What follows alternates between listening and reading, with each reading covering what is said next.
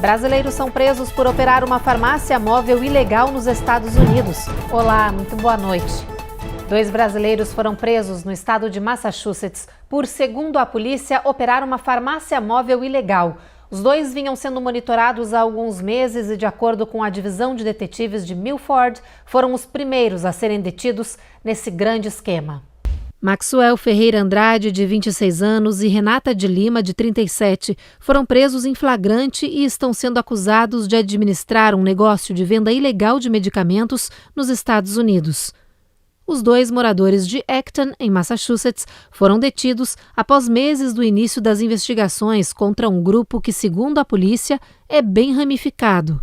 No caso dos brasileiros, eles eram responsáveis pela venda ilegal de uma infinidade de drogas, incluindo antibióticos e antidepressivos. Entre os medicamentos tinham opções não regulamentadas e, claro, tudo era repassado sem prescrição médica. O alvo da dupla era a comunidade brasileira da região. De acordo com a denúncia apresentada na Justiça norte-americana, Maxwell e Renata são acusados de distribuição e posse de substância de classe C, conspiração para violar leis sobre drogas e perigo a uma criança, já que a dupla fazia as operações carregando um menor de idade no carro.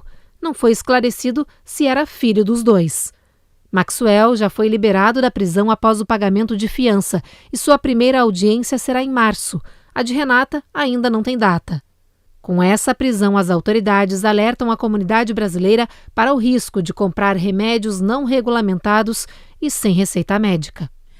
E o estado do Texas, que envia esses ônibus lotados de imigrantes sem aviso prévio para diversos estados como Illinois, está no meio de uma disputa acirrada com a Casa Branca.